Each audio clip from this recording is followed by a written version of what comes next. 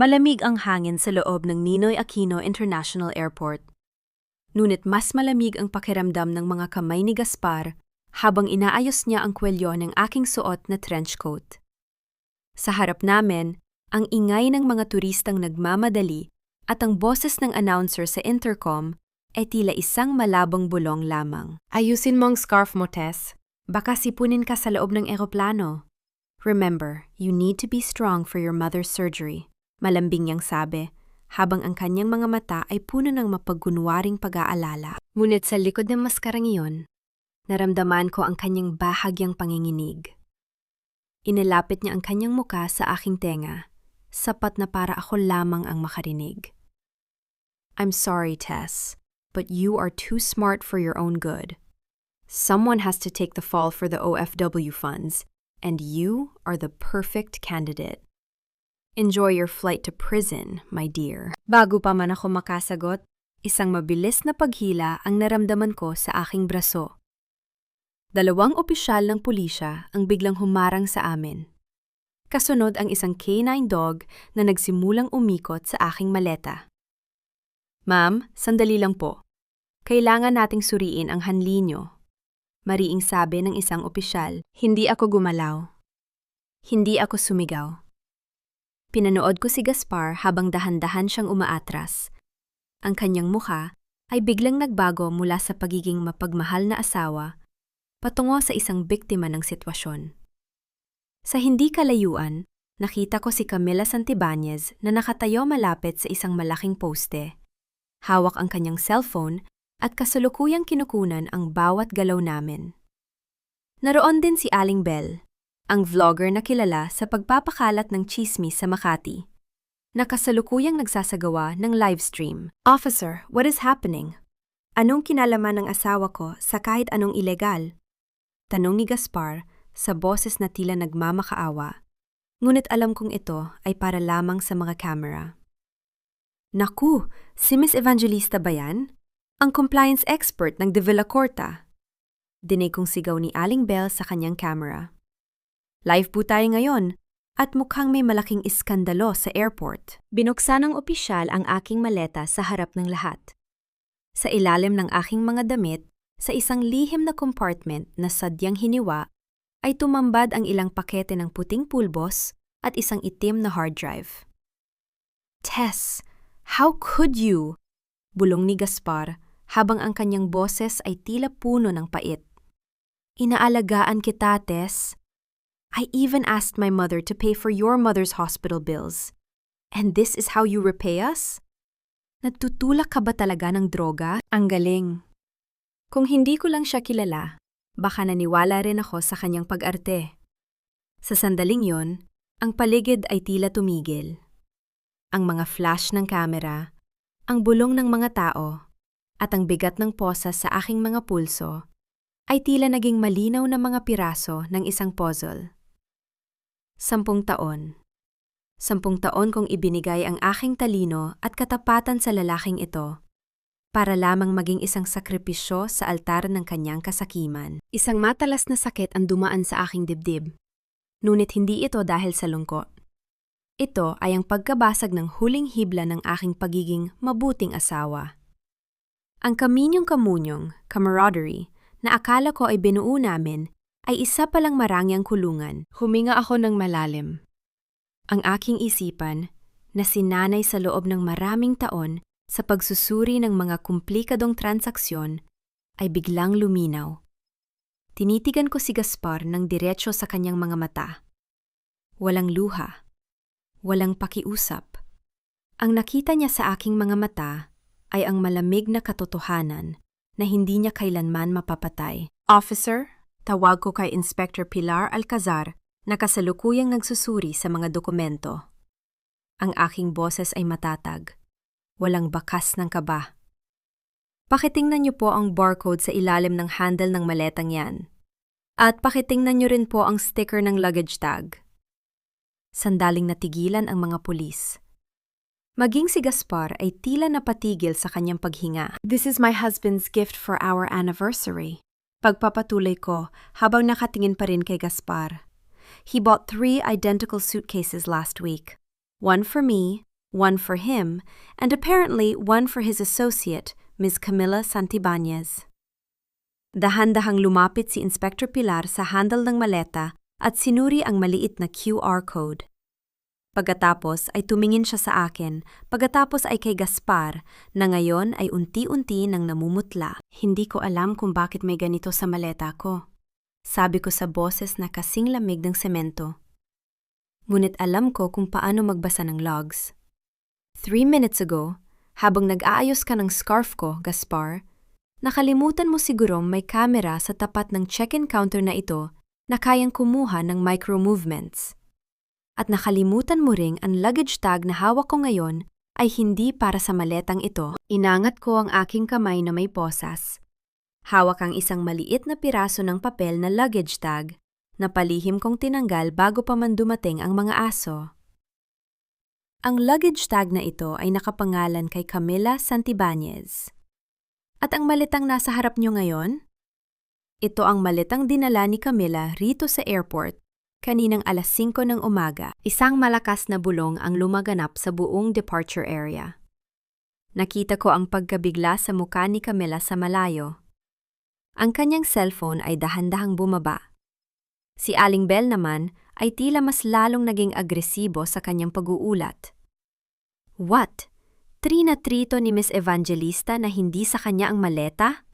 Sigaw ni Aling Bell sa kanyang livestream. Tumingin ako kay Gaspar. Isang mapait at matalas na ngiti ang dumaan sa aking mga labi. You wanted to bury me, Gaspar, but you forgot one thing about compliance experts. We never go anywhere without a backup. Inilapit ni Inspector Pilar ang kanyang radyo sa kanyang bibig. Team, hold the female suspect in the post near the pillar. Verify the owner of the other identical suitcase, now. Naramdaman ko ang pagpulas ng pawis sa noo ni Gaspar. Ang ganting matwid ay nagsisimula pa lamang at hindi ko hahayaang matapos ang araw na ito nang hindi ko nakikita ang pagguho ng kanyang perpektong mundo. Sa loob ng malamig na interrogation room ng airport, ang tanging maririnig ay ang mahinang ugong ng aircon na tila isang babala. Nakaupo ako sa tapat ni Inspector Pilar habang sa kabilang bahagi ng salamin ay alam kong nakatingin ang aking asawa, naghihintay ng aking pagguho. Ngunit ang aking isipan ay hindi narito sa kasalukuyan. Nabalik lamang ang aking gunita, 6 na buwan na ang nakalilipas. Sa loob ng aming marangyang kondo sa Makati, kung saan nagsimula ang unti-unting paglaso ni Gaspar sa aking pagkatao. Naalala ko ang gabing iyon, habang sinusuri ko ang quarterly compliance report ng De Villacorta Holdings. May isang butas sa audit trail, isang ghost project sa isang liblib na barangay na kumain ng halos 10 milyong piso mula sa pondo ng mga OFW. Nang ipakita ko ito kay Gaspar, hindi siya nagalip. Sa halip, lumapit siya sa akin at hinawakan ang aking mga balikat ng may nakakatakot na lambot. Tess, love, baka naman pagod ka lang. We talked about this project last month, remember? Ikaw pa nga ang nag-approve nito sa system. Sabi niya sa boses na puno ng pag-aalala. No, Gaspar, I never saw this. Wala ito sa mga dokumentong pinirmahan ko. Sagot ko. Ramdam ang biglang panginginig ng aking mga kamay. Uminom ka na ba ng gamot mo? You've been forgetting things lately, Tess. Even the maids noticed it. Sabi mo kahapon, nawawala ang mga susi mo.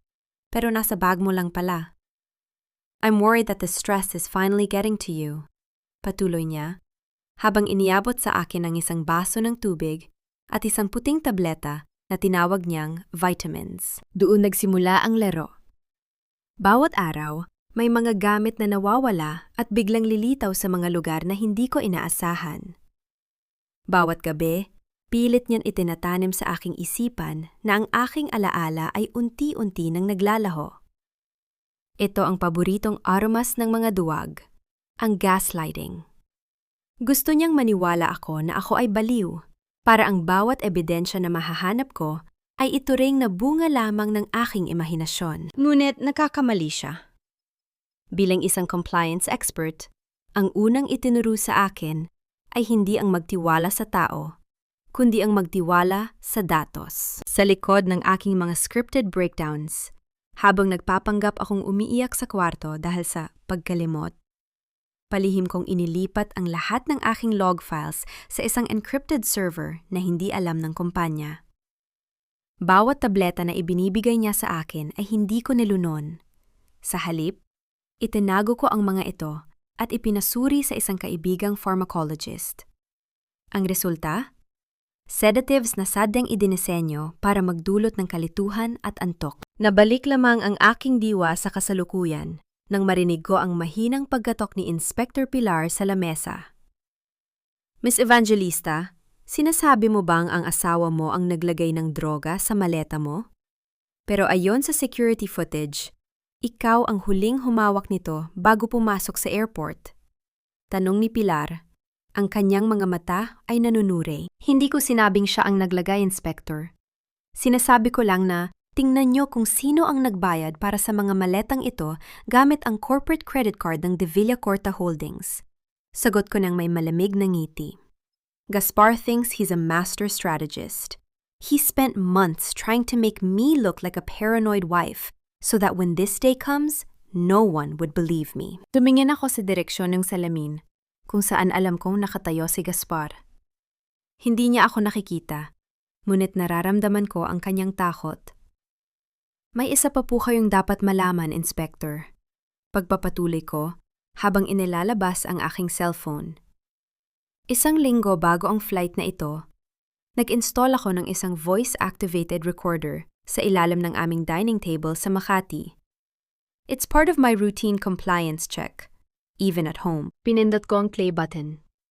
Isang mahinang tunog ng pag-scroll ng digital file ang narinig, at pagkatapos ay ang boses ni Gaspar, malinaw at walang bahid ng pag-aalinlangan. Attorney Vicente, siguruhin mong ang digital signature ni Tess ang lalabas sa lahat ng transfers. Once she's caught at the airport with the drugs and the hard drive, the board will have no choice but to terminate her. We'll announce her mental breakdown to the press.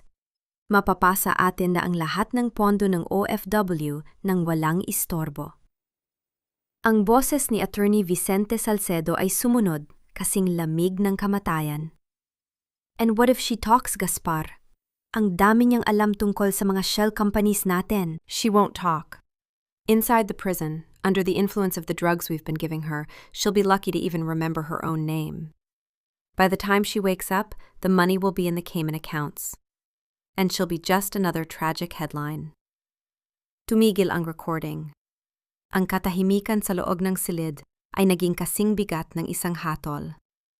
Nakita ko ang pagbabago sa mukha ni Inspector Pilar, mula sa pagdududa patungo sa isang matalas na pagkilala sa katotohanan. Sa labas ng silid, narinig ko ang mabilis na yabag ng mga sapato sa semento. Ang tunog ng mga radyo ng pulis ay nagsimulang mag-ingay.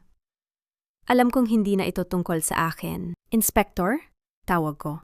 Habang dahan-dahan akong tumatayo, bagaman ang aking mga pulso ay nasa loob pa rin ng posas. The hard drive in that suitcase? It has a self-destruct trigger. If Gaspar tries to access it using my password, it will automatically send a broadcast of all the offshore accounts to the Anti-Money Laundering Council. At sa tingin ko, sa mga sandaling ito, sinusubukan na niyang buksan yon mula sa kanyang sasakyan. Eksaktong pagkatapos kong sabihin iyon, isang malakas na tunog ng pagpito ng mga sasakyan ng pulis ang narinig mula sa labas ng airport. Tumingin ako sa salamin at bumulong, sapat lang para marinig ng sarili ko.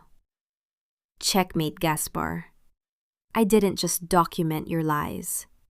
I programmed your downfall. Tumayo si Inspector Pilar. Ang kanyang muka ay kasing tigas ng semento habang hawak ang radyo. Team, intercept Gaspar de Villacorta and Camila Santibanez at the VIP lounge. Secure the suitcases. Do not let them leave the airport premises. Sa labas ng interrogation room, ang katahimikan ng airport ay binasag ng mabilis na yabag ng mga operatiba. Narinig ko ang malakas na boses ni Camila, matinis at puno ng pagmamalaki. Bago ito napalitan ng gulat. Wait! You can't do this! I am the communications director of De Villacorta Holdings. Gaspar, do something! Sigaw ni Camila. Dahan-dahan akong tumayo at lumapit sa pintuan. Sapat na para makita ang eksena sa hallway. Nakatayo si Camila. Hawak ang isang maletang kulay itim. Ang maletang akala niya ay ligtas, pero ang totoo ay ang maletang naglalaman ng kanyang sariling katapusan. Sa tabi niya, si Gaspar ay pilit na kumakawala sa hawak ng 2 pulis. Ang kanyang muka ay puno ng pawis at matinding kalituhan. Gaspar, ano to? You told me the suitcase was empty. Sabi mo ang maleta ni Tess ang may laman. Hiyaw ni Camila. Ang kanyang mga mata ay nanlalaki sa takot habang binubuksan ng mga opisyal ang hanli sa harap ng mga nag-uusisang pasahero at ng kamera ni Aling Belle. Lumapit ako sa kanila. Bawat hakbang ko ay may tunog ng awtoridad sa malamig na sahig. Tumingin ako kay Camila, pagkatapos ay kay Gaspar.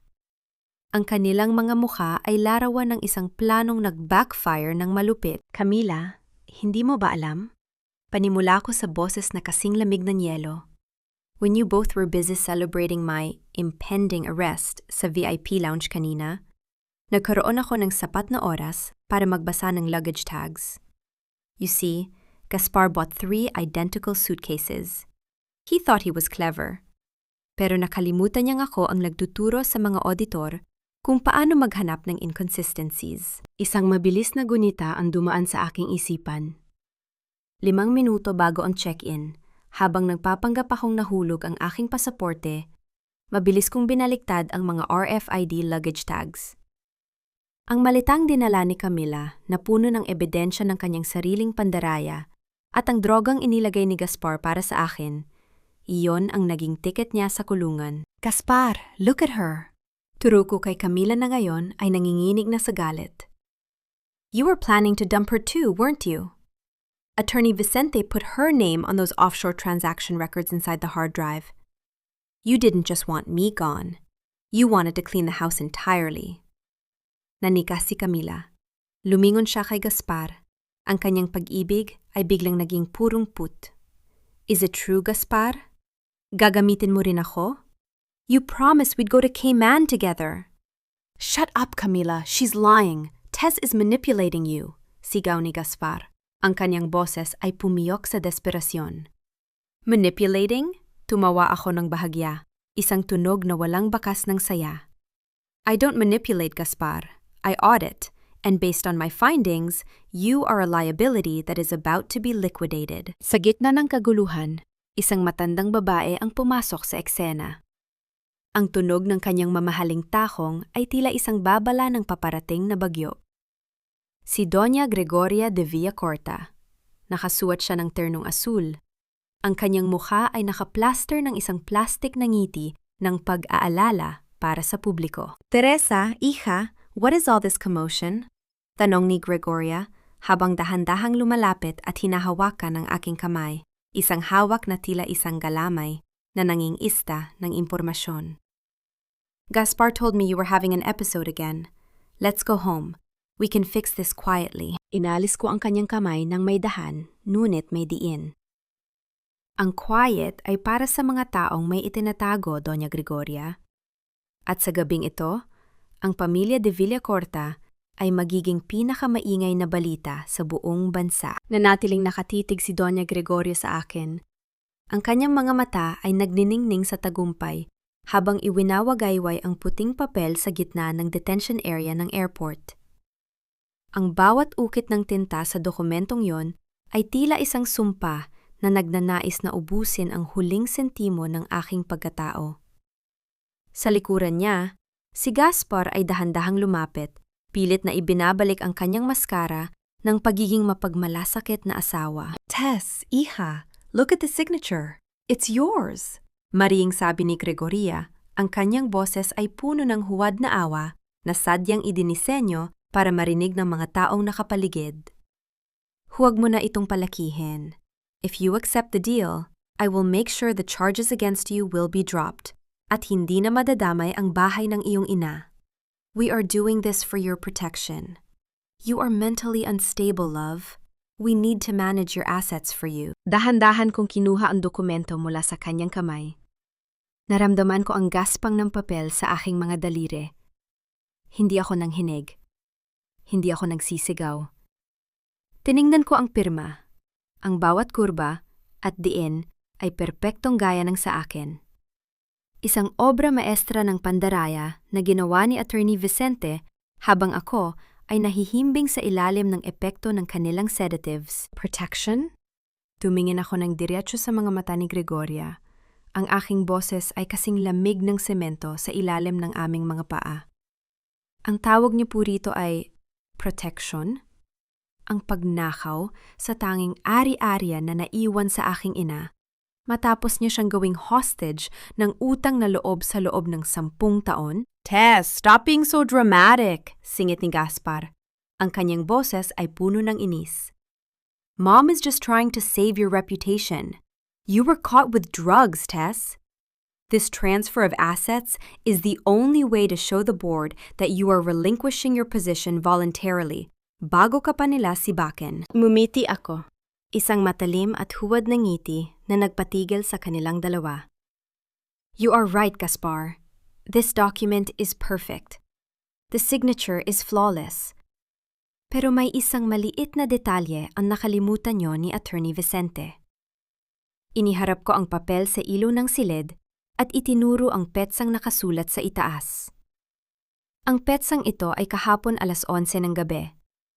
Sinasabi rito na pinirmahan ko ito sa opisina ni Attorney Vicente sa Makati. Lumingon ako kay Inspector Pilar na kasalukuyang nakikinig sa bawat salita. Inspector, maaari niyo po bang ipakita sa kanila ang security logs ng aming condo unit kahapon? At ang GPS history ng aking smartwatch? Namutla si Gaspar. Ang kanyang mga mata ay nagsimulang gumala sa paligid, naghahanap ng paraan para makatakas. Kahapon, 11:00 ng gabi, ang asawa ko ay kasalukuyang nag-livestream ng kanyang dinner meeting sa BGC. Habang ako ay nasa loob ng aming kwarto, bagsak ang katawan dahil sa vitamins na ibinigay niya. Pagpapatuloy ko, ang bawat salita ay tila isang baling ng buto sa kanilang panig. At ang dokumentong ito? It was signed using a specific type of pen, isang pen na ginagamit lamang sa aming compliance department. Isang pen na may micro-encapsulated ink na nag-leave ng timestamp sa fiber ng papel. Kinuha ko ang aking cellphone at binuksan ang isang application. The moment this document was signed, it triggered a silent alert on my system dahil ang serial number ng pen na ginamit ay hindi naka-assign sa akin, kundi kay Bing, ang aking assistant. Attorney Vicente, didn't you know? I digitize every signature I make. Any signature that doesn't have my unique biometric metadata is automatically flagged as a forgery in my cloud server. Isang malakas na pagsinghap ang narinig mula kay Aling Bell na kanina pa nakatutok ang kamera. Ang mga komento sa kanyang livestream ay nagsimulang mag-apoy. Grabe, pati pirma pinek! The Villacorta family is a family of snakes. And as for my mother's house, tumingin ako kay Gregoria na nayon ay nanginginig na sa galit. Ang kanyang otoridad ay unti-unti nang nadudurog. I already transferred that property to a private trust fund 6 months ago. The house you were trying to steal? It's no longer in my name. It belongs to the OFW Victims Support Group. If you take that house, you are literally stealing from the very people who built your empire. Naniga si Gregoria. Ang kanyang maskara ng pagiging banal ay tuluyan ng nahulog, pinalitan ng isang muka ng purong pot. Sa isang marahas na galaw, sinubukan niyang hablutan ang papel mula sa akin. Ngunit mas mabilis si Inspector Pilar. Doña Gregoria, I suggest you stay back, babala ni Pilar. This document is now part of the evidence. And Gaspar, Attorney Vicente, we need to talk about the illegal access to Miss Evangelista's biometric data. Tumingin ako kay Gaspar. Ang lalaking akala ko ay magiging katuwang ko habang buhay. You thought you were making me look crazy, Gaspar. But in the end, your greed made you sloppy. Auditing is not just about numbers. It's about finding the one thing that doesn't belong. And in this family, that thing is you. Ang bawat tunog ng babala mula sa cellphone ni Doña Gregoria ay tila isang pintig ng kaba na nagpabilis sa paghinga ng matanda. Namutla ang kanyang mukha, ang kanyang mga labi ay nanginig habang pinagmamasdan ang mga numero sa screen na unti-unting naglalaho. Ang yaman na itinago nila sa Cayman Islands ay tinutunaw ng isang hindi kilalang puwersa. Sa gitna ng gulo sa airport, habang iginigit na si Gaspar ng mga pulis, naiwan si Gregoria na tila isang reynang nawalan ng korona sa isang iglap. Inspector, I have provided all the initial data. I believe my presence is no longer required here for the next hour. Ang boses ko ay nanatiling matatag, walang bakas ng pagod sa kabila ng tensyon. Tumingin ako kay Inspector Pilar na tumango bilang pagsang-ayon matapos masuri ang mga dokumento. Dali-dali akong lumabas ng airport at sumakay sa isang sasakyang kanina pa naghihintay. Hindi ako dumiretso sa ospital o sa isang hotel. Pinili kong bumalik sa aming kondo sa Makati, ang lugar na naging saksi sa aking pagkabilanggo at ang lugar kung saan alam kong mahahanap ko ang huling ahas na dapat kong harapin. Pagpasok ko sa penthouse, ang bango ng lavender na sadyang inilalagay ni Gaspar para pakalmahin ang aking isipan ay sumalubong sa akin. Ngunit ngayon ay tila ba ito amoy ng isang nabubulok na kasinungalingan. Tahimik ang buong paligid. Dahan-dahan akong naglakad patungo sa aking study room. Doon, sa gitna ng malamlam na ilaw, nakita ko ang isang figurang nakatalikod. Si Benedicta Bing Ramos, ang assistant na itinuring kong kapatid, ang taong pinagkatiwalaan ko ng aking mga schedule, email, at pati na rin ang aking mga takot. Kasalukuyan niyang pilit na binubuksan ang aking lihim na vault sa likod ng malaking painting.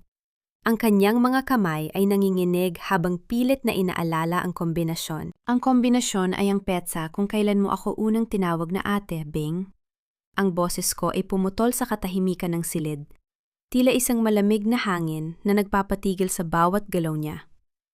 Marahas na lumingon si Bing. Ang kanyang mga mata ay nanlalaki sa takot. Ang kanyang mukha ay basang-basa ng luha. Sa kanyang mga kamay ay hawak niya ang isang maliit na scanner na sadyang idinisenyo para kopyahin ang mga biometric data. Ate Tess, bakit ka narito? Sabi ni Gaspar, sabi niya hindi ka na makakalabas. Ang boses niya ay gumaralgal sa takot. Isang tunog ng isang taong huling-huli na sa aking bitag. Inaasahan ko ang pagtataksil ni Gaspar, Bing. Inaasahan ko rin ang kasakiman ni Doña Gregoria.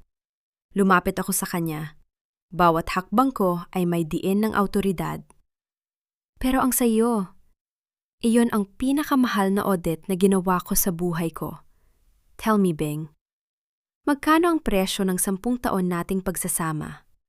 Magkano ang halaga ng bawat gabing pinagsaluhan natin habang tinutulungan kita sa pag-aaral ng kapatid mo? Hindi mo naiintindihan, ate. Gaspar, he has my brother. Sabi niya kung hindi ko ibibigay ang USB at ang access sa vault mo, isasama niya ang kapatid ko sa mga kaso ng embezzlement sa kumpanya. Wala akong choice, ate. Pinoprotektahan ko lang ang pamilya ko. Choice is a luxury for the weak, Bing. Loyalty is a decision for the strong. Tumingin ako ng diretso sa kanyang mga mata, walang halong awa.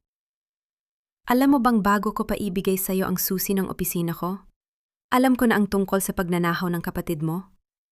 Ako ang nagtakip noon sa audit report dahil akala ko sapat na ang malasakit ko para magbago ka.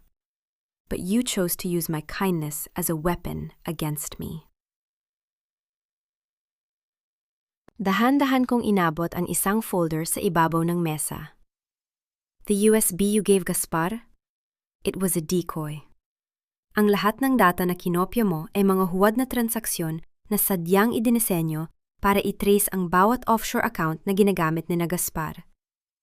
You didn't give him my secrets, Bing. You gave him his own death warrant. Nanigas si Bing. Ang scanner sa kanyang kamay ay dahan-dahang nahulog sa makapal na carpet. Walang tunog, ngunit ramdam ang bigat ng kanyang pagkatalo. Ate, please, huwag mong gawin to. Hindi ako ang gumagawa nito sa iyo, Bing. Ikaw ang gumawa nito sa sarili mo. Kinuha ko ang aking cellphone at pinindot ang isang command. Ang vault na pilit niyang binubuksan ay dahan-dahang bumukas ng kusa. Ngunit sa halip na pera o dokumento, ang tumambad sa kanya ay isang tablet na nagpapakita ng isang live feed. Ito ay ang mukha ni Katie Araneta, nakatayo sa tapat ng kapatid ni Bing sa isang ligtas na lokasyon. Your brother is safe, Bing. Nakuha na siya ng mga tao ni Katie bago pa man makakilos ang mga tauhan ni Gaspar, sabi ko sa boses na kasing lamig ng yelo. Pero ang kalayaan niya ay may kapalit. At ang kapalit na yon ay ang katotohanang ikaw ang magpapatunay sa korte laban kay Gaspar de Villacorta. Naiwan ang katahimikan sa loob ng aking study room matapos ang pag-amin ni Bing. Ang bawat salita niya ay tila isang malakas na hampas sa aking sentido. Katie Araneta, ang babaeng akala ko ay tanging sandigan ko sa labas ng kulungan, ay may sarili palang laro. Ang third party na umuubos sa kaba ng mga de Villacorta ay hindi isang estrangero, kundi ang mismong taong may hawak sa aking mga alas. Narinig ang marahang tunog ng pagpihit ng doorknob ng penthouse. Dahan-dahan ang pagpasok ng isang figura, ang tunog ng kanyang mamahaling takong ay may ritmo ng isang taong alam na siya ang may kontrol. Pumasok si Katie, suot ang kanyang itim na blazer. Ang kanyang mukha ay kasing lamig ng marmol at walang bakas ng kaba kahit huli ko na ang kanyang assistant. You're fast, Tess. I expected you'd be at the hospital with your mother for at least 3 more hours. Panimula ni Katie habang inilalagay ang kanyang designer bag sa ibabaw ng aking mesa. Hindi alintana ang presensya ni Bing na kasalukuyang nakaluhod sa sahig. I don't leave my back exposed for that long, Katie. Sagot ko habang dahan-dahan akong tumatayo. Pilit na itinatago ang pananakit ng aking ulo mula sa sedatives. Bing told me about your partner in the board. Tell me, is it about justice for your father o gusto mo lang talagang upuan ng silya na ipinagkait sa iyo ni Doña Gregoria? Tumawa si Katie, isang maikli at mapait na tunog. Lumapit siya sa bintana at tiningnan ang mga ilaw ng Makati. Justice is a fairy tale for the poor, Tess. Para sa mga gaya nating nasa corporate world, we only recognize 2 things, leverage and inheritance. I am a de Villacorta by blood, but I was treated like a footnote in their history. Gregoria spent millions to keep my name out of the papers. Now I'm using her own money to write my name on the building. By draining the OFW funds, humakbang ako palapit sa kanya. Ang aking boses ay puno ng matalas na paniningil. I built that compliance system to protect those families, Katie. If you touch even a single centavo from those accounts to fund your coup d'etat, sisiguraduhin kong ang selda na inihanda ko para kay Gaspar ay ikaw ang unang uupo. Lumingon sa akin si Katie. Ang kanyang mga mata ay naniningkit. I'm not a thief, Tess. I'm a strategist. Ang pera na kinukuha ko ngayon ay ang personal na yaman ni Gregoria at Gaspar. Mga pundong ninakaw nila sa mga investors sa loob ng 20 taon. I'm just redistributing the wealth. Pero ang listahan ng mga OFW accounts, iyon ang kailangan ko para mapatalsik ang buong board. At yon ang hawak ng partner ko. Sino siya, Katie? Sino ang taon mas mataas pa kay Gregoria na handang mag-traidor sa pamilya para sa'yo? She's not a traitor. She's a survivor. Mabilis na sagot ni Katie. Siya ang kaisa-isang tao sa board na hindi de Villacorta ang apelyido, ngunit siya ang may hawak ng 30% ng voting shares. Siya ang babaeng itinago ni Don Gerardo sa loob ng kumpanya bilang silent partner bago siya mamatay. She is the mother of the real evidence, Tess. Bago pa man makasagot si Katie, ang aking laptop sa lamesa ay biglang nag-vibrate. Isang notification mula sa aking server sa airport. Isang bagong file ang otomatikong na-upload. Ito ay ang security footage mula sa pribadong office ni Attorney Vicente Salcedo na nakuha ko bago pa man siya arestuhin. Sa video, makikita si Attorney Vicente na may kausap na isang babae. Nakatalikod ang babae, ngunit ang suot niyang singsing, isang pamilyar na antigong sapiro. ay naging dahilan ng aking panandaliang paghinto ng paghinga. Isang mataas na tao sa board, bulong ko habang nakatitig sa screen. Katie, ang partner mo. Siya rin ba ang taong nag-utos kay Attorney Vicente na ihanda ang ikatlong maleta? What third suitcase? Kunot nung tanong ni Katie. Tila maging siya ay nawala ng kontrol sa impormasyong iyon. Ang maleta na naglalaman ng aking huwad na suicide note, sagot ko habang dahan-dahan kong iniharap ang screen sa kanya. Gaspar wanted me in prison. Pero ang partner mo?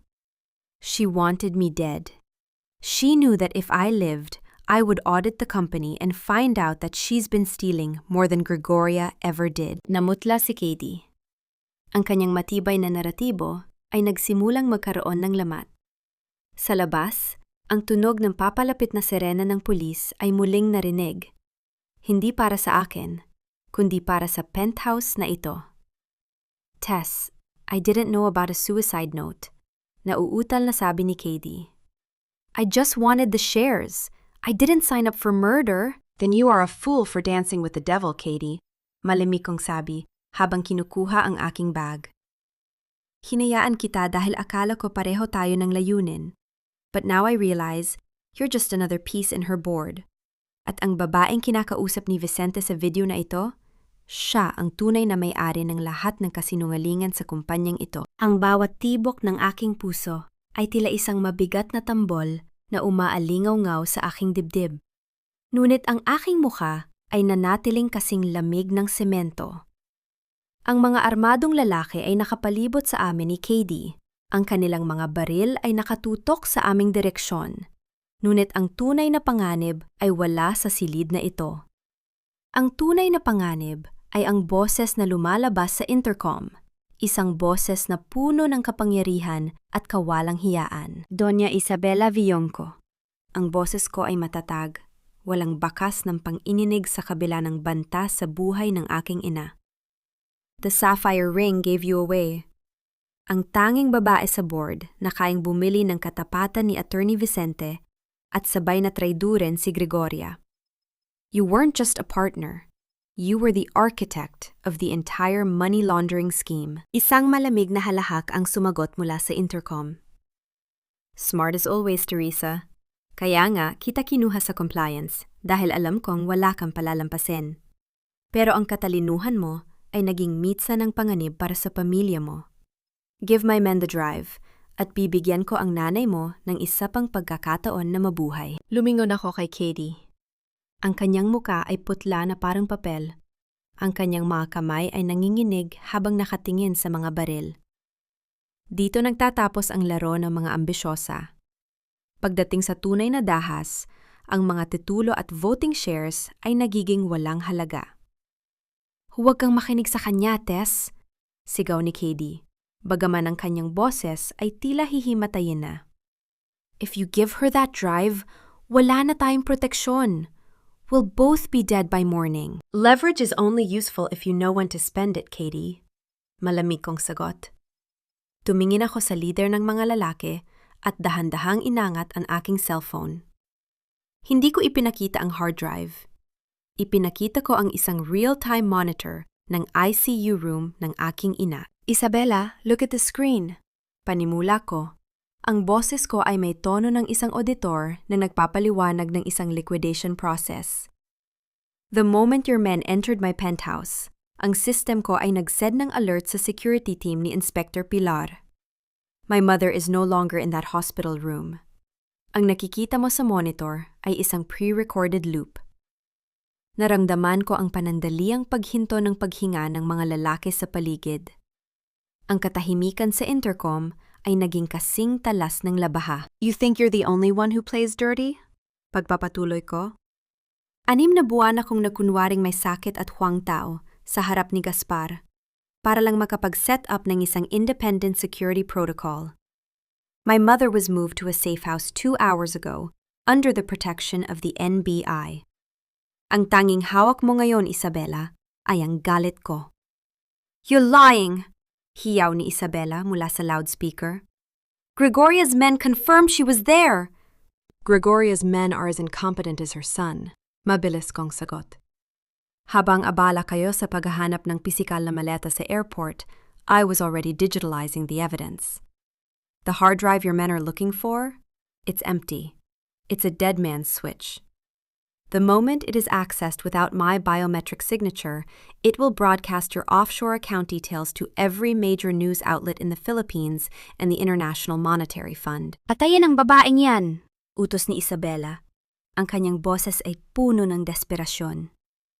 Ngunit bago pa makakalabit ng baril ang leader, ang tunog ng mabilis na pag-ikot ng mga gulong sa labas at ang pagbasag ng mga bintana sa ibabang palapag ay narinig. Ang aking penthouse ay hindi lamang isang tahanan. Ito ay isang kuta na may otomatikong lockdown system. Inspector Pilar is already in the elevator, Isabela. Sabi ko habang dahan-dahang lumalakad patungo sa aking vault. Hindi alintana ang mga baril na nakatutok sa akin. At ang mga lalaking ito?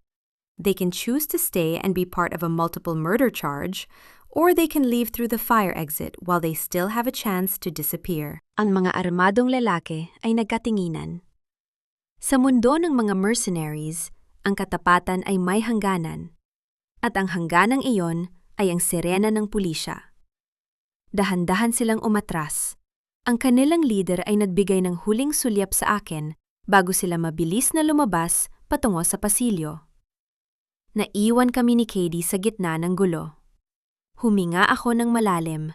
Ramdam ang panlalambot ng aking mga tuhod na pilit kong itinago. You saved us, bulong ni Katie, habang dahan-dahang umuupo sa sahig. You actually had a backup for your backup? Hindi ko kayo iniligtas, Katie. I just protected my investment. Sagot ko habang kinukuha ang aking coat. Now get up. We have a board meeting to crash. At kailangan nating siguraduhin na si Isabela Villonco ang huling taong lalabas na may posas. Ang bawat segundo ay tila isang butil ng buhangin na dumudula sa aking mga daliri. Mabilis, hindi mapigilan, at puno ng pang-anib. 30 minuto. Iyon na lamang ang natitirang oras bago maging permanenteng pag-aari ng mga sindikato ang buhay at dangal ng libu-libong Pilipino sa ibang bansa. Tinitigan ko ang duguang mukha ni Attorney Vicente. Ang kanyang pang-ininig ay hindi dahil sa sakit ng kanyang mga sugat, kundi dahil sa takot sa impormasyong hawak niya. Tess, the server. It's not in the office. Isabela moved the main terminal to a private hangar sa NIA. Nautal na, sabi ni Vicente, habang pilit na iniaabot ang tablet na naglalaman ng encryption key. They are loading the digital crates now. Once that plane takes off, the handshake with the buyer satellite will be complete. Bakit mo ito sinasabi sa akin ngayon, Vicente? Tanong ko habang mabilis na binubuksan ang aking laptop, ang aking mga daliri ay lumilipad sa keyboard nang may katumpakan ng isang auditor. Is it because of a sudden change of heart? O dahil alam mong kapag nabenta ang database na yan, ikaw ang unang ililigpit ni Isabela para walang saksing maiwan? Hindi siya sumagot, ngunit ang kanyang pag-iwas ng tingin ay sapat na kumpirmasyon. Sa mundo ng korupsyon, ang huling sandigan ay palaging ang sariling kaligtasan. Katie, call Inspector Pilar. Tell her to ground all private flights in Hangar Apat. Now! Utos ko habang kinukuha ang aking coat. Hindi ko na inisip ang pananakit ng aking katawan o ang pagod ng nakaraang mga oras. Ang bawat OFW account na nasa listahang iyon ay may pangalan, may pamilya, at may pangarap na hinding-hindi ko hahayaang maging barya sa bulsa ni Isabela. Tess, wait! Gaspar. He's at the hangar too, pahabol ni Vicente. He thinks they are just moving funds. He doesn't know about the trafficking database. Gaspar is a tool. He only sees what his greed allows him to see. Malamig kong sagot, habang mabilis kaming bumababa sa elevator. Sa loob ng sasakyan patungong airport, ang ingay ng sirena ng pulis sa paligid ay tila isang rhythmic na paalala ng aming pakikipagkarera sa oras. Pinuksan ko ang firewall ng De Villacorta Holdings. Hindi sapat na pigilan ng eroplano. Kailangang masira ang mismong data transfer. Ang database ay nakakode sa ilalim ng pension fund security. Bulong ko sa sarili habang sinusuri ang mga algorithms. Mapanlin lang, Inilagay nila ang pinakamadilim na transaksyon sa ilalim ng pangalang pinakamalinis. Tess, look! Turo ni Katie sa screen. Ang progress bar ng upload ay nasa 85% na. 30 segundo na lang bago matapos ang transfer mula sa main terminal. Hindi kung ako ang gagawa ng final audit. Ang boses ko ay kasing lamig ng bakal. Sa isang mabilis na command, inactivate ko ang compliance trapdoor na palihim kong binuo noong nakaraang taon. Ito ay isang security patch na sadyang idinisenyo para sa ganitong sitwasyon. Isang digital poison na mag-e-encrypt sa lahat ng files at magpapadala ng GPS ping ng bawat recipient sa Interpol. Nakarating kami sa hangar. Ang tunog ng mga turbine ng eroplano na nagiinit ay nagdulot ng malakas na vibration sa semento. Nakita ko si Isabella Villonco, nakatayo sa tapat ng hagdan ng eroplano, hawak ang isang satellite phone. Sa tabi niya ay si Gaspar, mukhang taranta, at may hawak na isang itim na briefcase. Isabella! Sigaw ko habang bumababa ng sasakyan. Kasunod si Inspector Pilar at ang kanyang team. Lumingon si Isabella. Ang kanyang mukha ay hindi nagpakita ng takot. Sa halip, isang mapanuring ngiti ang sumilay sa kanyang mga labi. You're late, Teresa. The handshake is complete. The money is already in transit. Ang pera, oo. Sabi ko habang itinataas ang aking tablet para makita niya. Pero ang database? I just corrupted the headers.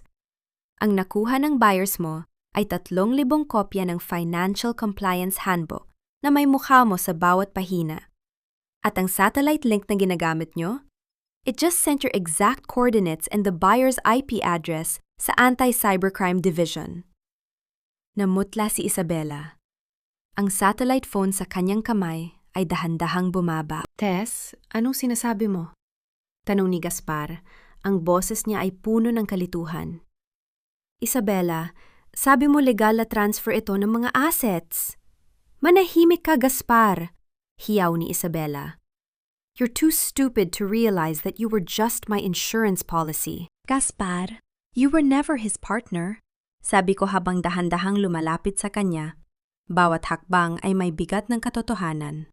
You were just the name she intended to put on the arrest warrant. Inakala mong ikaw ang nagmamanipulate sa akin, pero sa buong panahon, ikaw pala ang ginagamit. Naramdaman ko ang biglang paglamig ng aking batok habang nakatitig sa screen ng aking cellphone. Ang litratong ipinadala ay malinaw. Isang itim na SUV na may plakang pamilyar sa akin, ang nakaparada sa labas ng pintuan ng safe house. Sa ilalim ng malamlam na ilaw ng kalsada, tila isang anino ng kamatayan ang sasakyang iyon. Lumingon ako kay Isabella. Ang kanyang mga mata ay nagniningning sa katuwaan. Isang demonyong nagbiriwang dahil akala niya ay nahanap na niya ang aking tanging kahinaan. Teresa, hindi mo ba alam? Sa bansang ito, ang katapatan ay may presyo. Bulong ni Isabella habang hinetak siya ng mga pulis. Ang mga taong nagbabantay sa nanay mo ngayon ay hindi mga bayani. Sila ay mga mersenaryo na ako mismo ang nagpundo. Hindi ako sumigaw. Hindi ako nagmakaawa. Sa halip, dahan-dahan kong ibinaba ang aking cellphone at tumingin kay Inspector Pilar. Ang kanyang muka ay puno ng kalituhan at gulat. Inspector, sino ang nagrekomenda sa NBI team na ipinadala niyo sa safe house? Tanong ko sa boses na kasing lamig ng yelo. Si Attorney Vicente, sagot ni Pilar. Ang kanyang boses ay nanginghinig na rin. Sabi niya, sila ang pinakamahusay sa extraction. Tumingin ako kay Vicente na ngayon ay nakayuko, hindi makatingin ng diretsyo. Doon ko napagtanto ang lahat. Si Vicente ay hindi lamang biktima ni Isabella. Siya ang insurance policy na gagamitin para sa huling hantungan. Tess, I'm sorry. I had to. Hiyaw ni Vicente. They promised to clear my name if I just gave them the location. Ang pagsisisi ay para sa mga taong may pagkakataon pang magbago, Vicente. Pero ikaw? Ikaw ay isang auditor's nightmare. Isang discrepancy na dapat nang i-delete. Malamig kong sabi. Pinuksan ko ang aking laptop sa ibabaw ng hood ng sasakyan ni Pilar. Ang tunog ng mabilis na pagtipa ng aking mga daliri sa keyboard ay tila isang rhythmic na martsa patungo sa giyera. Isabela, akala mo ba ay ibibigay ko ang lokasyon ng nanay ko nang walang sariling proteksyon? Sabi ko habang inactivate ang phase 3 ng aking protocol. The SUV you see in the photo is not yours. Look closer at the license plate. Iniharap ko ang screen kay Isabela. Sa zoom in ng litrato, makikita ang isang maliit na sticker sa gilid ng bumper. Isang logo ng isang pribadong security firm na pagmamay-ari ng mga pamilya ng mga OFW na dati kong tinulungan. Ang mga NBI na ipinadala ni Vicente ay sinalubong na ng tunay na security team ko 10 minuto bago pa man sila makalapit sa pinto. Pagpapatuloy ko. Ang litratong ipinadala sa iyo? Yan ang litrato ng mga tauhan mo na kasalukuyan ng nakagapos sa loob ng sasakyang yan habang hinihintay ang pagdating ng mga tunay na awtoridad. Namutla si Isabela. Ang kanyang huling alas ay naging isang malaking pagkatalo.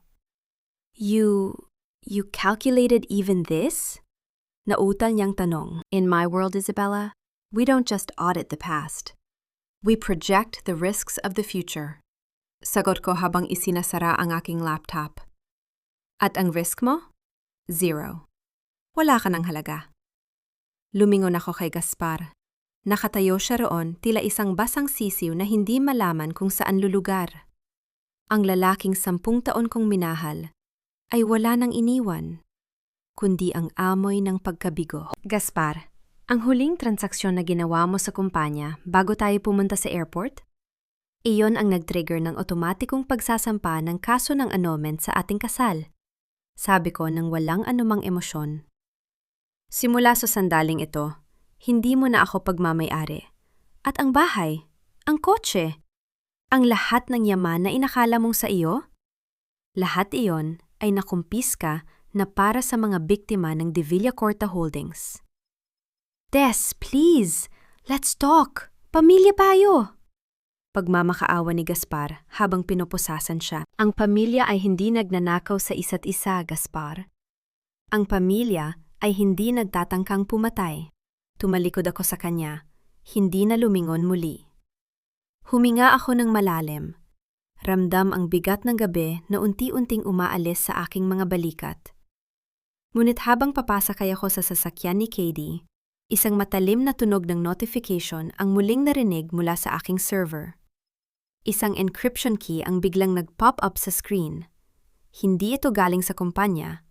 Hindi ito galing kay Isabela. Ito ay galing sa buyer, ang misteryosong tao na bibili sana ng database. Isang maikling mensahe ang nakasulat sa ilalim ng code. Impressive audit, Teresa. You saved the database, but you forgot to check the hidden ledger of your father's death. I'll see you at the board meeting. Nanigas ang aking buong katawan. Ang aking ama. Ang pagkamatay niya na akala ko ay isang simpleng aksidente sa construction site ng De Villacorta. 10 taon na ang nakalilipas. Tess, anong problema? Tanong ni Katie habang umaandar ang sasakyan. Hindi pa tapos ang audit, Katie. Bulong ko habang nakatitig sa screen. Ang tunay na kaaway ay hindi pa lumalabas sa anino. Ang bawat tunog ng pag-ikot ng gulong sa aspalto ng kalsada ay tila isang mabagal na pagbibilang ng aking mga hakbang patungo sa huling hantungan ng katotohanan. Hawak ko ang aking cellphone. Ang liwanag nito ay tumatama sa aking mukha sa gitna ng madilim na loob ng sasakyan. Ang litratong ipinadala ng buyer ay tila isang sumpa. Ang aking ama na may ngiti sa mga labi, habang nakapatong ang kamay sa balikat ng isang batang lalaki. Ang bata ay may suot na singsing na may tatak ng De Villacorta, ngunit ang kanyang mga mata ay mas matalas at mas mapanganib kaysa kay Gaspar. Tess, are you sure about this? We should go to the NBI first. Ang boses ni Katie ay puno ng pag-aalala habang mabilis siyang nagmamaneho patungo sa isang pribadong safe house kung saan pansamantalang nakakulong si Doña Gregoria. Ang NBI ay para sa mga krimeng nakikita, Katie. Ang hinahanap ko ay ang krimeng itinago sa loob ng 10 taon. Sagot ko nang hindi inaalis ang tingin sa litrato. Ang audit na ito ay hindi matatapos hanggat hindi ko na itutugma ang mukha ng batang ito sa taong gustong sumira sa akin na yon. Nakarating kami sa mansyon na kasalukuyang binabantayan ng mga pulis. Pumasok ako sa loob. Ang bawat tunog ng aking sapatos sa marmol na sahig ay tila isang deklarasyon ng giyera. Natagpuan ko si Doña Gregoria sa silid-aklatan, nakaupo sa kanyang paboritong silya. May hawak na rosaryo, ngunit ang kanyang mga mata ay walang bakas ng panalangin. Teresa, iha, come to finish what you started? Ang boses ni Gregoria ay mahina, ngunit meron pa ring ukit ng kapangyarihan. You destroyed my son. You destroyed our name. What else do you want? Inilapag ko ang cellphone sa harap niya. Ang litrato ng aking ama at ng batang lalaki ay tumambad sa kanyang paningin. Gusto ko ang katotohanan, Gregoria. Sino ang batang ito? At bakit kasama niya ang tatay ko ilang linggo bago siya naaksidente sa inyong construction site? Napatigil ang paggalaw ng mga daliri ni Gregoria sa kanyang rosaryo. Ang katahimikan sa silid ay naging kasing bigat na isang hatol. Gaspar was never the golden child, was he? Pagpapatuloy ko. Ang boses ko ay kasing lamig ng semento. He was the distraction. He was the one you kept in the spotlight para walang makapansin sa bata sa anino. Siya ba? Siya ba ang buyer? Isang mapait na ngiti ang dumaan sa mga labi ni Gregoria. Gaspar is a de Villacorta by name, Tess. But Anton is a de Villacorta by blood and spirit. He is the son Gerardo kept hidden because he was too much like his father, greedy, brilliant, and heartless.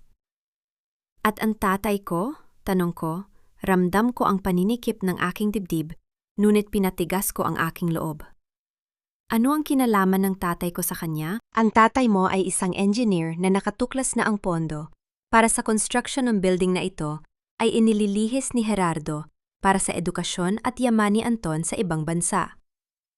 Ang boses ni Gregoria ay naging matalim. He was going to blow the whistle, kaya si Gerardo, sa tulong ni Isabela, ay gumawa ng paraan. It was an accident on paper, Tess, but in reality, it was a business decision. Naramdaman ko ang pag-akyat ng dugo sa aking muka. 10 taon. 10 taon akong nagsilbi sa pamilyang pumatay sa aking ama. Ang bawat audit, ang bawat pagsunod ko sa kanilang mga patakaran ay tila isang pagsasampal sa alaala ng tatay ko. You knew, bulong ko. You knew all along, and you still let me marry Gaspar. Because you were the best compliance officer, pangumuti ni Gregoria. Who better to hide our tracks than the woman who was most determined to find them? You were our greatest shield, Tess, hanggang sa naging espada ka. Biglang tumunog ang intercom ng mansyon. Ang boses ni Inspector Pilar ay narinig mula sa labas. Tess, get out of there! We just tracked the encryption key. Ang buyer ay wala sa ibang bansa. He is inside the building's server room right now. Nanigas ako. Ang building ng De Villacorta Holdings ay 2 kanto lang ang layo. Ang lahat ng files, ang lahat ng ebidensya na kasalukuyang pinoproses para sa korte ay nandoon. You think you've won, Tess? Tumawa si Gregoria, isang tunog na kasing sakit ng bakal na kinakalo sa semento. Anton is not here to buy the database. He is here to delete you. Once the servers are wiped, you're just another woman with a story and no proof. Dali-dali akong tumalikod. Hindi na nilingon ng matanda. Katie, sa building! Na yun din!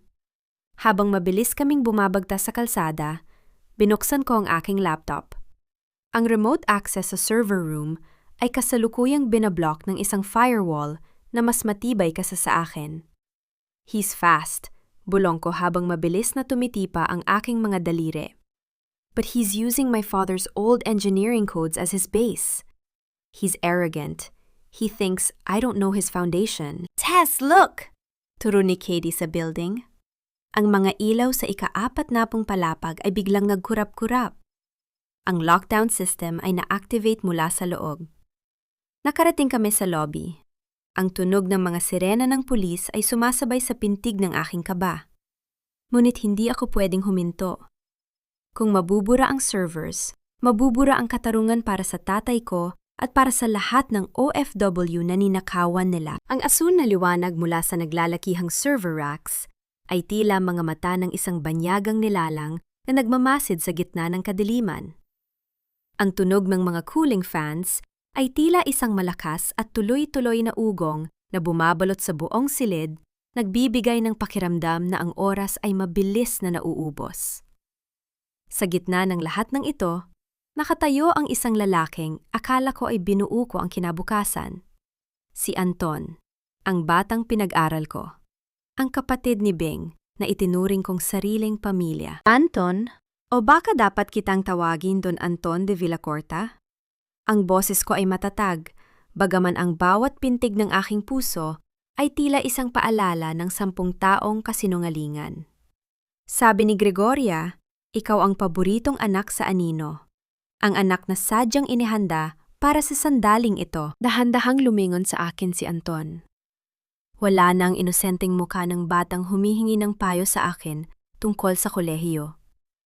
Ang kanyang mga mata ay nagniningning sa isang uri ng rasyonal na kabaliwan. Ate Tess, you taught me everything. Sabi mo sa akin, check every entry, leave no trace of error. I'm just doing my job. I'm auditing our family's history and deleting the liabilities. Tumingin siya sa screen kung saan ang progress bar ay nasa 75% na. Sa loob ng 5 minuto, ang lahat ng link ni na Gaspar at Gregoria sa mga OFW accounts ay mabubura. At ang mas maganda, ang ipapalit kong metadata ay magtuturo sa iyo at kay Katie bilang mga mastermind ng grand heist na ito. You'll be the scapegoats, and I will be the hero who recovered the remaining funds. Kinuha mo ang lahat sa akin, Anton. Lumapit ako sa kanya. Hindi alintana ang pananakit ng aking katawan. Ang tatay ko, ang buhay ko sa loob ng 10 taon. Lahat iyon ay bahagi lamang ng liquidation process para sa iyo. It's not personal, ate.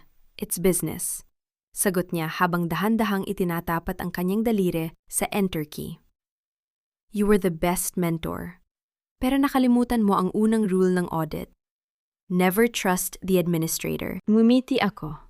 Isang malamig na ngiti na nagpatigil sa kanyang pagtipa. Hindi ko nakalimutan yon, Anton. Sabi mo, tinuruan kita ng lahat? Nagkakamali ka. May isang bagay akong hindi itinuro sa'yo. Ang bawat master key ay merong physical override.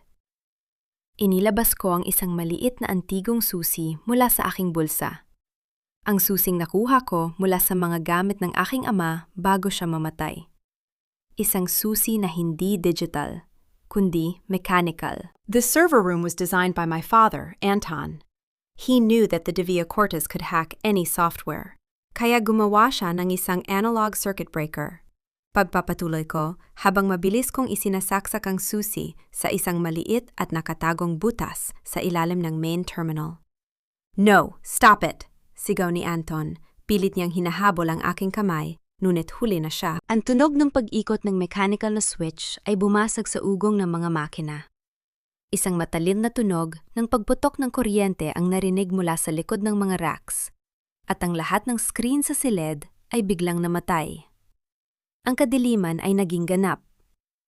What did you do? Hiyaw ni Anton sa dilim. The data! You destroyed it all! Hindi ko ito sinira, Anton.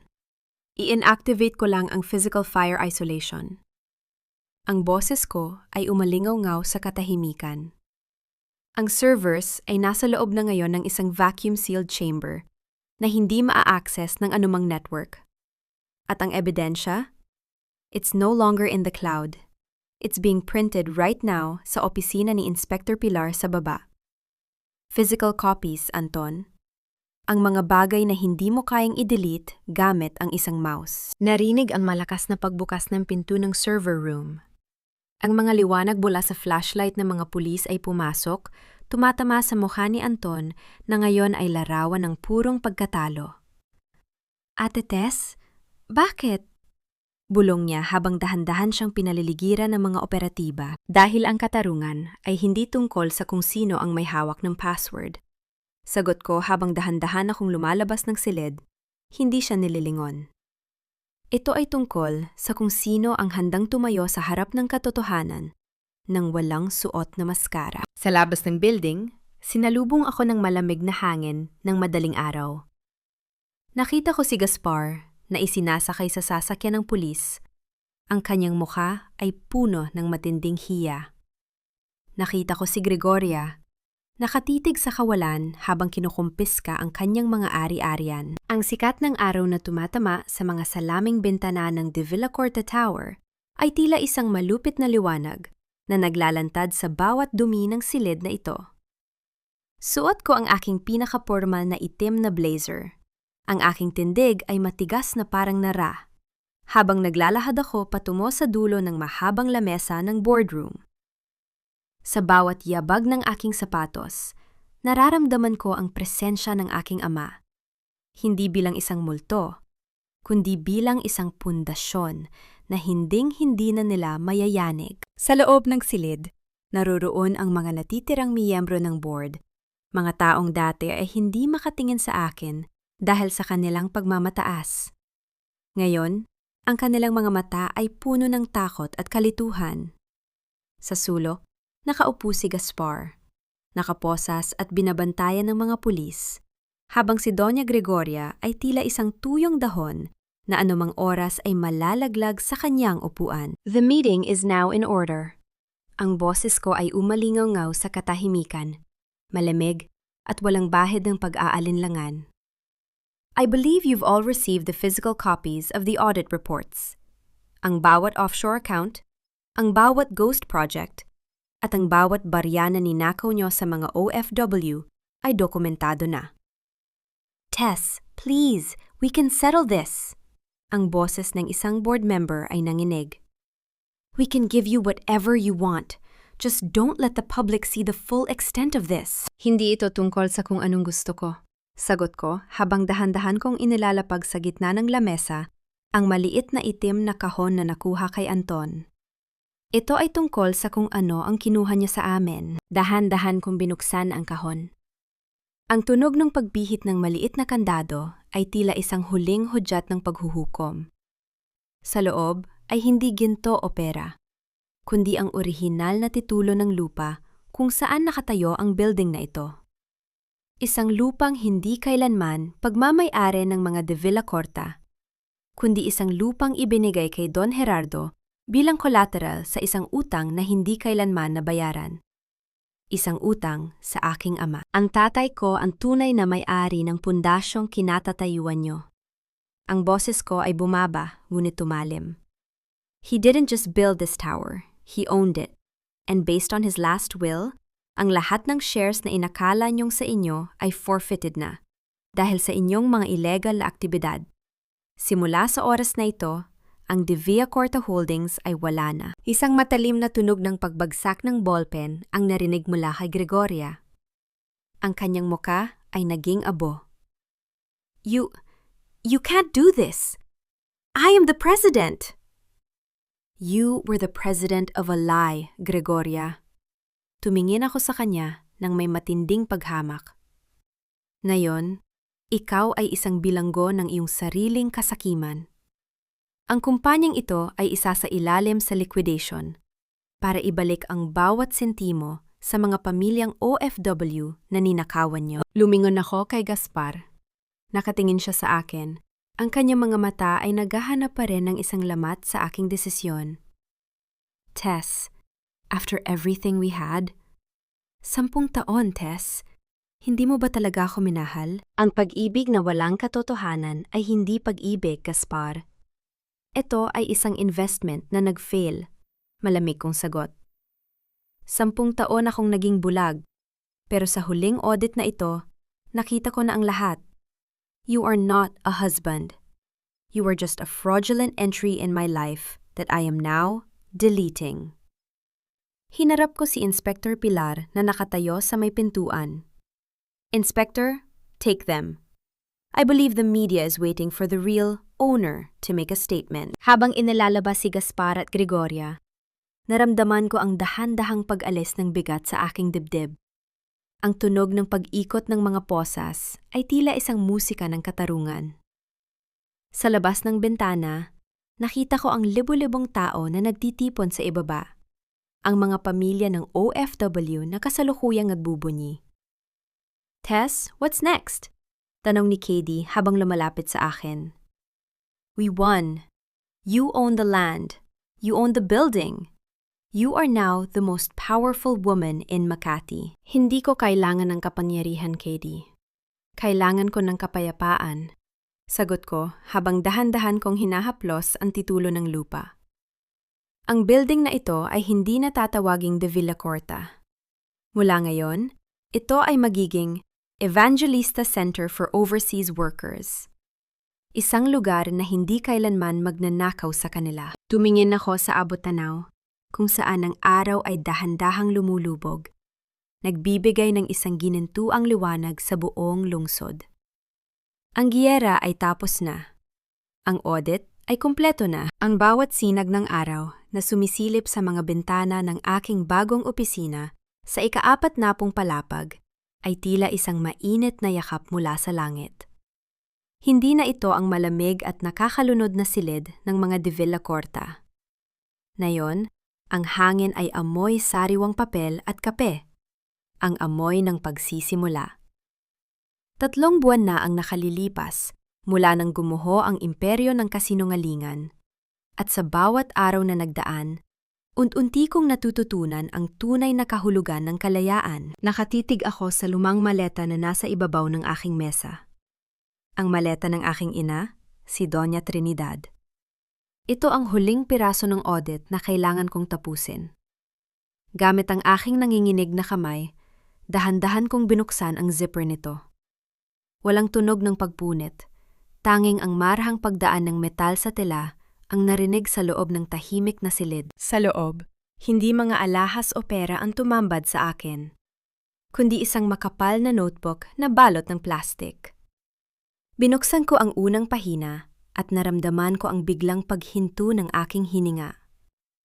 Lahat ng perang tinanggap ni nanay mula kay Gregoria sa loob ng 10 taon ay nakasulat doon. Bawat sentimo, bawat petsa, at bawat dahilan. Pero sa gilid ng bawat entry, may isang maliit na nota. Itinago sa ilalim ng pangalan ni Tess. Ibabalik sa tamang panahon. Hindi ako ibinenta ni nanay. Ginamit niya ang kasakiman ni Gregoria para bumuo ng isang lihim na pondo na siya ring ginamit ko para sa aking mga audit software at private security. Ang utang na loob na ginamit nilang kadena sa akin ay isa palang sandata na dahan-dahang hinasa ng aking ina sa loob ng 1 dekada. Matalino ang anak ko. Ang boses ni nanay ay narinig ko mula sa pintuan. Nakatayo siya roon. Maayos na ang kanyang tindig pagkatapos ng operasyon, at ang kanyang mga mata ay puno ng danggal. Alam kong darating ang araw na kakailanganin mo ang bawat bala laban sa kanila. I just held the bag for you, Tess. Lumapit ako sa kanya at hinawakan ang kanyang mga kamay. Walang mga salita ng pasasalamat ang sapat. Ang patawad ay hindi na kailangan, dahil ang pag-unawa ay mas malalim pa sa anumang pagkakamali. 1 linggo matapos ang pagtuklas na yon, pinili kong bisitahin si Gaspar sa kulungan. Isang huling pagbisita para sa huling closure. Nakaupo siya sa likod ng makapal na salamin. Ang kanyang muka ay tila tumanda ng 20 taon. Ang kanyang dating marangyang aura ay napalitan ng isang maputlang kawalan. Tess, are you here to gloat? Tanong niya sa boses na paos at walang buhay. I'm here to finish the report, Gaspar. Malamig kong sagot. Ang kumpanya ay tuluyan na naliquidate. Ang lahat ng mga pamilya ng OFW ay nabayaran na. At ang building? It's officially the Evangelista Center. Inalis na namin ang pangalan niyo sa bawat laryo nito. Can you ever forgive me? Tinitigan ko siya ng diretsyo. Walang galit, wala ring awa. Isang rasyonal na pagtanggap lamang. Ang patawad ay isang transaksyon na kailangan ng 2 panig na tapat, Gaspar. At sa audit ng buhay ko, ang account mo ay nananatiling insolvent. I don't hate you anymore. I just don't recognize you. Tumayo ako at naglakad palabas. Hindi na nilingon ang kanyang pagtuktok sa salamin.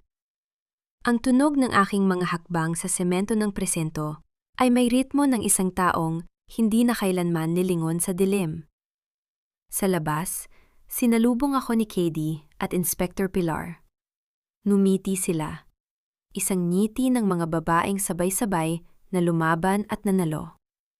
Ang katarungan ay hindi laging perpekto, pero sa pagkakataong ito ay sapat na. Nakarating ako sa airport para ihatid ang unang batch ng mga OFW na sasailalim sa aming financial literacy program.